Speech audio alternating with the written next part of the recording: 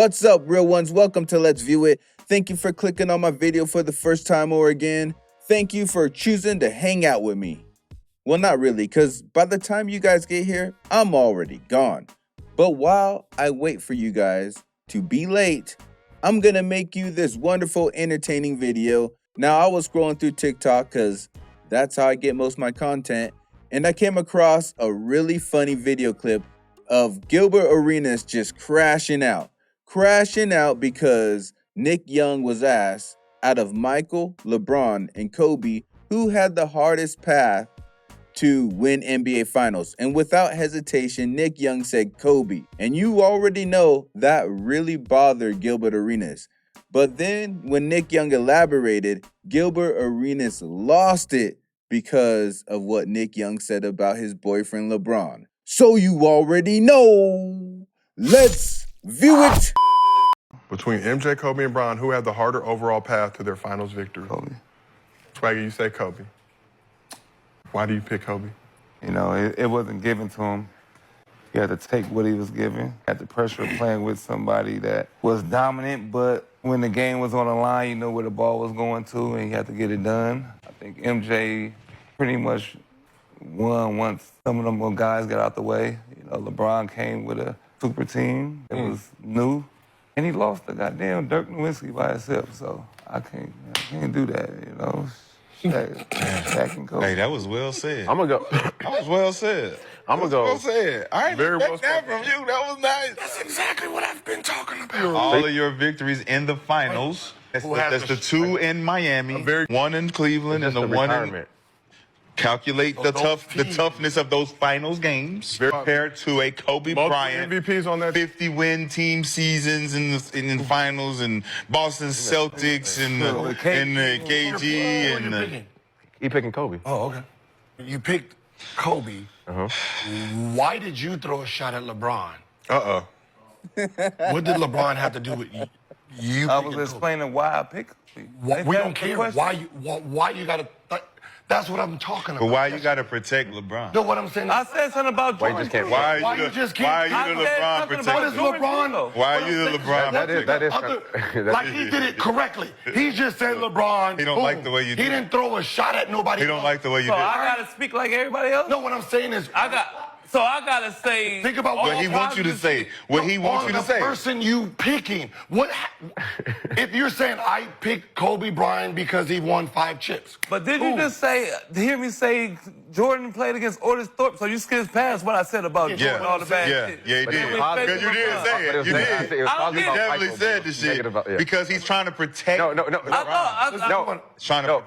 What he's I'll saying give is him my you said reason. something positive about Jordan, but when it came to LeBron, No, it was just. He said Jordan played against Otis Thorpe and such and such. He was like, you say he did. he was like, those dudes were dogs, but yo. This is exactly what I was saying yesterday. So you didn't hear me say nothing about Jordan? I don't give a fuck about. You didn't pick Jordan.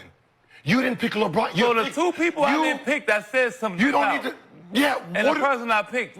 That's what you talk about. He don't want you to say nothing bad about his guy. No, but I'm just saying, why did They you don't just want hear the nothing LeBron bad to be part? said about him. But why did you just hear the LeBron part? What you I'm just saying is, skipped past what I said. he did the same thing. What does LeBron have to do with it? You said, picked but Kobe. the fact- What you say? What I'm saying? I don't need you to say shit about LeBron. Why You did picked you Kobe. LeBron? Why are you so focused on LeBron? Why are you focused on LeBron to bring him up? I said Jordan first. Why are you so focused on Jordan? You picked Kobe. The fuck? Hey, don't yell at him when he's holding a pair of taters. Look at him. Ladies and gentlemen, that's a good place for us to That's stop. like, who you like doing the podcast with? I like doing the podcast with Brandon. I hate that motherfucker over there. I hate that motherfucker over there. Like, what? I didn't ask you about Nah, I ain't never seen it. I didn't ask you. And he's been I my think I friend can for a change long him time. back. I think I can change him back with this Please. Because you proved one? exactly what I said yesterday. He's going. He going. Think about what I'm saying. Snap. You got to snap. See, gotta snap? I don't get it. You got to do something. Josiah, this is what I've been talking about. Did I not say this yesterday? No, we gotta go, Gil. You said he heard you. I was there, nigga. I was You right asked me there. a question. Who do I like on the couch? You said like, Who do I like on the couch? And imagine me saying, I like Brandon. Gil. I don't like him because of this. I don't like him because of that. And what's wrong with that? But nobody asked. It don't matter. Don't matter. What is my answer? Nigga, my answer is my answer regardless. If you ask me, you ain't gotta ask me to elaborate. I'm volunteering my elaboration. Jordan first. Hey, let me tell you why. I told you why. Before you ask me why, I'm gonna tell you why. He airballs free throws. Why? That's why. What's wrong with Gilbert Arenas, man? Why is he taking that so personal? First of all, Nick Young, Mr. Swaggy P himself, was asked a question and given those three guys as a choice. He was given MJ, Kobe, and LeBron. He instantly said Kobe. The dude, Rashad McCants, asked him why. Then he went through, starting with MJ, explaining why he's not. And Swaggy P went on to say, well, because he played against Otis Thorpe, basically saying his competition wasn't the highest. Then he went to LeBron and said he made super teams and he lost to Dirk Nowitzki. And Swaggy P saying those negative things really triggered Nick Young. I'm not sure why. I don't know why he feels he needs to protect LeBron James. Maybe he's paid to do it. And maybe the more passion he puts into it, maybe he gets paid by passion and not by hour. I don't know, but he got really offensive when he heard negative stuff about LeBron James. But when Nick Young said something negative about MJ, apparently he didn't hear that at all. And another thing he didn't hear is that Nick Young was actually asked why, and that's why he started explaining it, because Gilbert Arenas was jumping all over him like, why'd you bring up LeBron James? Why'd you say something negative about LeBron James? Well, he was asked why. So obviously there's going to be negative points to be made if you think that Kobe's path was harder. Which Kobe's path was harder? The whole reason why super teams started getting put together was to slow down Kobe.